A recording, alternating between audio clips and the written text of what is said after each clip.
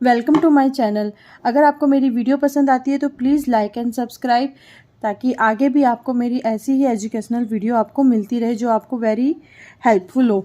ठीक है, आज का हम लोग का टॉपिक है आर्टिकल्स। आर्टिकल्स में क्या आता है? ए, एन एंड द। अब सबसे पहले हम लोग ए और एन के बारे में पढ़ेंगे कि ए और एन कहाँ यूज़ होता है। सबसे पहले हम लोग ए और एन का सबसे मोस्ट इम्पॉर्टेंट पॉइंट है कि ये हमेशा सिंगुलर नाउन के पहले यूज़ होता है, बिफोर सिंगुलर नाउन। मतलब अगर नाउन है और वो सिंगुलर है तभी वो यूज़ होगा ए और एन। अगर प्लूरल हुआ तो हम लोग का ए और एन यूज़ नहीं होगा। या फिर आप कह सकते हो वन पर्सन और थिंग, कोई भी पर्सन और थिंग से बिफोर अगर वन हो, सिंगुलर हो तभी यूज होगा। नाउन इज नाउन क्या होता है? Noun the name of any person, thing और प्लेस होता है, इसीलिए यहाँ पे ए और एन यूज होता है। ठीक है, अब हम सबसे पहले देखेंगे कि ए कहाँ यूज होता है। A is use before a singular noun that begins with a consonant sound. मतलब ए हम लोग का हमेशा कहाँ यूज होगा?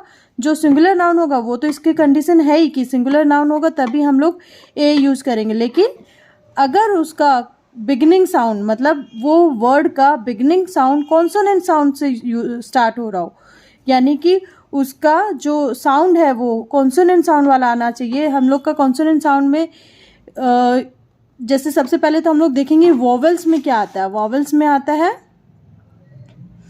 ए, ई, आई, ओ, यू, यानी कि ए टू जेड में 26 लेटर्स में अगर हम लोग ए, ई, आई, ओ, यू निकाल दे और बाकी जो भी बचेगा बी, सी, डी, ई, डी, एफ, जी, एच, ये सब क्या हो गया? कॉन्सोनेंट। अब उन लोग की कॉन्सोनेंट की जो साउंड आएगी, जो बिगिनिंग लेटर है इसका, जो वर्ड का जो बिगिनिंग लेटर है उससे अगर कॉन्सोनेंट साउंड आएगा, याद रखना कॉन्सोनेंट सिर्फ कॉन्सोनेंट लेटर से स्टार्ट होने से हम लोग ए नहीं लगाएंगे, उसका साउंड कॉन्सोनेंट होना चाहिए।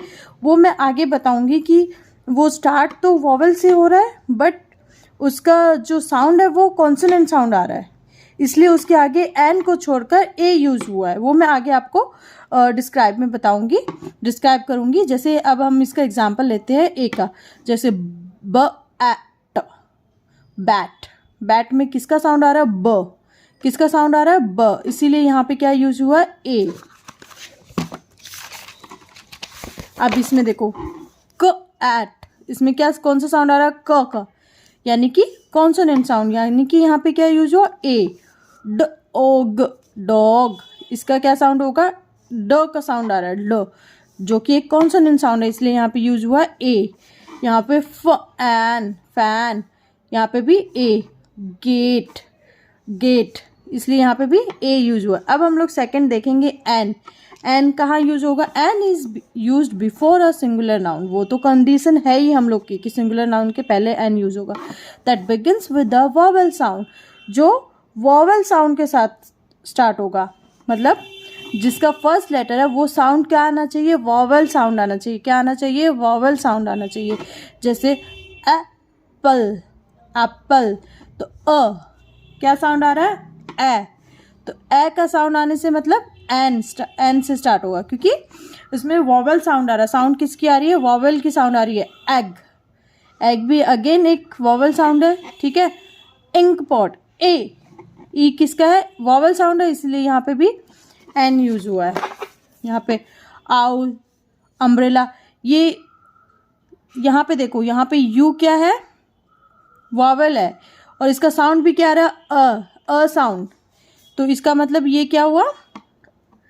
एन से स्टार्ट होगा। ठीक है, अब मैं आगे यही इसका देखो, यहाँ पे जैसे यूजफुल थिंग्स, यहाँ पे यू में क्या हुआ? अ का साउंड आ रहा है, वॉवेल साउंड है, इसलिए यहाँ पे एन यूज हुआ है। वही यहाँ पे देखो useful, you is not a vowel sound, you vowel sound नहीं है, इसीलिए यहाँ पे हम लोगों ने ए यूज किया। अब मैं बताती हूँ word beginning with you.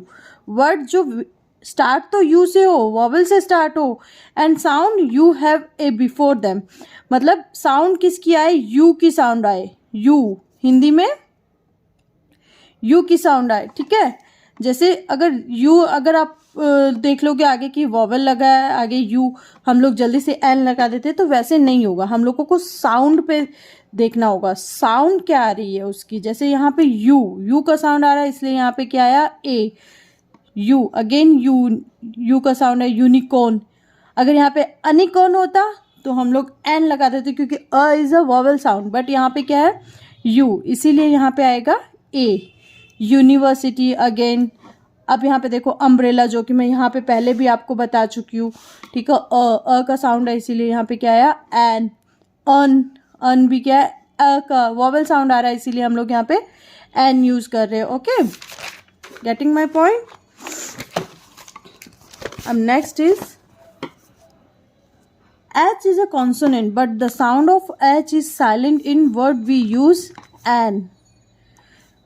H वैसे तो कॉन्सोनेंट है, बट किसी किसी में H का साउंड क्या आता है, वॉवल साउंड टाइप्स होता है, क्योंकि H वहाँ पे साइलेंट हो जाता है, इसीलिए हम लोग वहाँ पे एन यूज़ करेंगे। जैसे कि यहाँ पे एन और, यहाँ को हम लोग हवर नहीं बोलेंगे, हम लोग बोलेंगे आर।